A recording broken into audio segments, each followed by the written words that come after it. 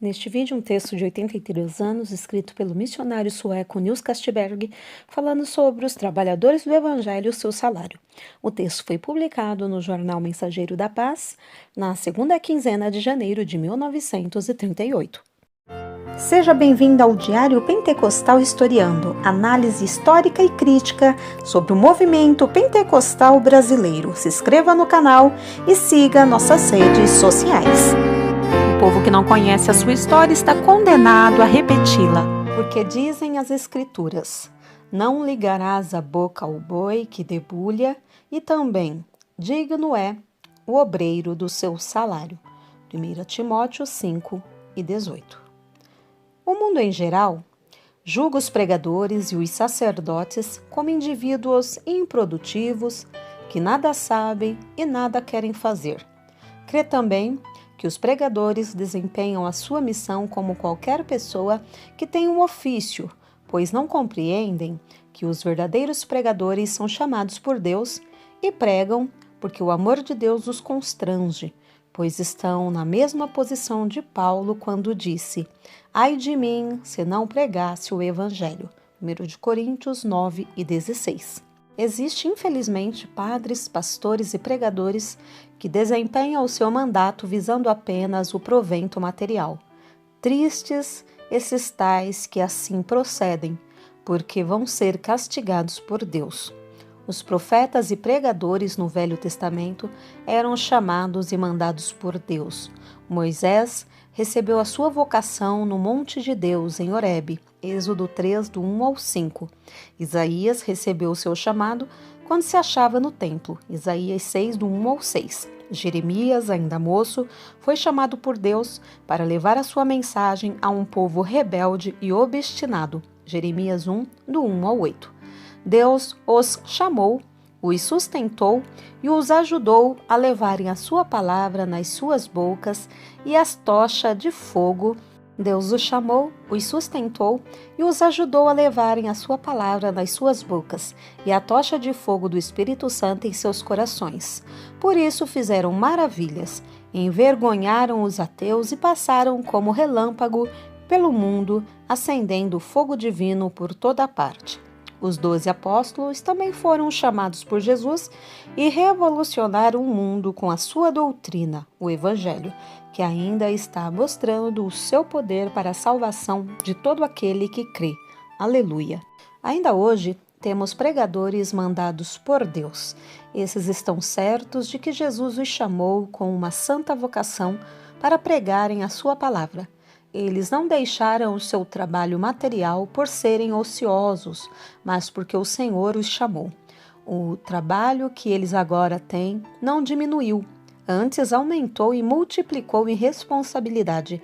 Ganhar e cuidar as almas é muito mais que ser boieiro ou exercer outro mistério.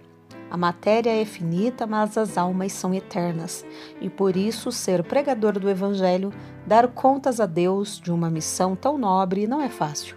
Ai do pregador que facilita de cuidar bem do rebanho de Deus.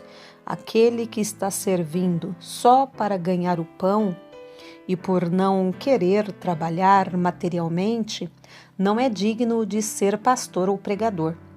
Os que não são chamados por Deus podem já deixar de pregar e exercer outro mistério, pois assim não empatarão com hipocrisia a obra de Deus. O que o mundo necessita é de pregadores chamados, preparados e mandados pelo Senhor, pois só esses fazem algo de valor para o reino de Deus.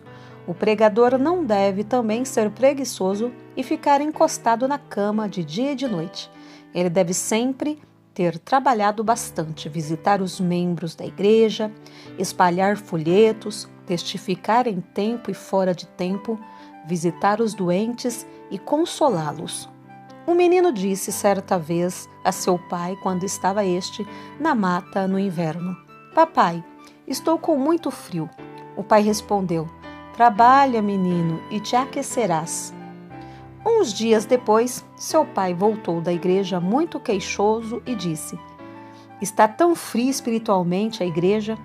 Então o filho se lembrou do que o pai lhe dissera na mata e replicou: Trabalha, papai, e te esquentarás. Talvez, irmão, esteja fria a tua igreja. Trabalha e então sentirás o calor do Espírito Santo. Os homens não gostam de empregados preguiçosos. Será que Deus apreciará pregadores ociosos? De modo nenhum. Quem não quer trabalhar, também não deve comer, diz a palavra de Deus. 2 Tessalonicenses 13:10. O alvo do meu artigo é falar algo a respeito do salário dos pregadores. A maior parte dos pregadores das Assembleias de Deus tem saído pela fé, lutado pela fé sem nenhuma promessa de salário fixo. Deus, porém, tem sustentado os seus e nada lhes tem faltado. Louvado seja Deus. Quando os pregadores saem para lugares novos, em que não há crentes que possam sustentá-los, têm então de lutar com dificuldade. O que, porém, não se pode compreender é que os tais vivam ainda em privações, depois que o trabalho cresce e se acha levantada uma grande igreja no mesmo local das primeiras dificuldades. Isso assim acontece porque às vezes os crentes querem que os pastores continuem a viver com salários mesquinhos. Há pastores que dirigem grandes assembleias, mas andam mal trajados e passam necessidade porque os membros da igreja que não dão o seu dízimo são avarentos e não querem dar a Deus e ao pregador o que realmente lhes pertence. Já é tempo das Assembleias de Deus deixarem os sapatos de crianças, compreendendo que, quando a igreja cresce, o trabalho do pastor também cresce e então o salário deve também crescer. Escrevendo assim, me refiro à sorte dos nossos pregadores brasileiros. Não me move o interesse pessoal, porque os missionários recebem o seu sustento das igrejas de suas respectivas terras, que cuidam dos seus trabalhadores para que nada lhes falte. Estou certo de que, agora, é tempo de serem despertadas muitas assembleias neste ponto, para que os seus pregadores se possam apresentar perante o público, não vestidos luxuosamente, mas de um modo digno de servos de Deus e representantes das igrejas abençoadas por Deus.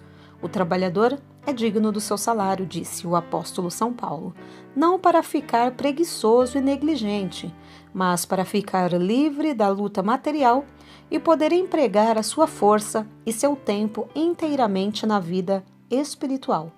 Com isso, não quero dizer que, se for preciso, o pregador não possa, em qualquer ocasião necessária, aceitar um serviço honesto para mostrar também ao mundo e à igreja que sabe fazer mais alguma coisa do que pregar. O dever, porém, da igreja é sustentar condignamente o seu pastor ou evangelista. Paulo deu ordem aos irmãos das igrejas que cuidassem bem dos seus companheiros de batalha e que suprissem bem as suas necessidades materiais. Não podemos e não precisamos marcar quanto será o salário de cada pregador, visto que as circunstâncias dos campos e possibilidades das igrejas são desiguais. Cada igreja deve saber tratar bem do seu pastor, enquanto este também estiver bem servindo aos interesses da causa divina. Agora, atentemos no que dizem alguns crentes. Vou ser pregador, porque agora as Assembleias de Deus vão dar bons salários aos seus pregadores. Meu amigo, se não tiveres vocação, fica no teu trabalho material, pois melhor é ser empregado, embora exercendo humilde mister, do que ser um pregador sem vocação, sem graça e sem chamado de Deus. Os pastores que tratam bem da igreja são em geral bem tratados pela igreja. Pode haver exceção, mas é raro. Se o pastor quer um bom salário e uma igreja que dê o dízimo, seja ele o primeiro a dar o dízimo. Há pastores que são os próprios culpados do seu mal-estar material, porque gastam o dízimo da igreja e não contribuem. Que vergonha! Há outros que falam em todos os cultos somente a respeito do dízimo e falam com tanta falta de sabedoria que os crentes se cansam, zangam e não dão o dízimo. Notai bem os levitas e os sacerdotes que receberam o dízimo Eles davam o dízimo, Hebreus 7:9. O dever do pregador é dar o dízimo em primeiro lugar. Depois, quando Deus assim dirigir, pregar sobre o dízimo. Só assim a sua pregação terá força e efeito, pois é uma pregação já praticada. Outro mal do pregador é se ele mesmo continua como tesoureiro da igreja, sem que esta saiba para onde vai o dinheiro. Quando a igreja tem no seu seio homens de confiança, deve ter o seu tesoureiro que também dará conta ao ministério, que por sua vez deve dar relação à igreja uma vez por mês, para que esta saiba quais foram as entradas e saídas de dinheiro. Assim, não haverá murmuração dentro da igreja a esse respeito. É uma verdadeira bênção quando o pastor está livre do lado material da igreja, tendo homens de confiança e capacidade que cuidam destas coisas. Quando as igrejas são novas, pode o pastor, por algum tempo, ser obrigado a exercer a tesouraria, por não haver ainda auxiliares para esse fim. Deus ajude tanto os pastores como as igrejas a cumprirem o seu dever, e certo é que Ele quer ajudar para que todo o trabalho da igreja seja aperfeiçoado para bem-estar dos pastores e para a glória do nome do Senhor. Nils Castberg, segunda quinzena de janeiro de 1938.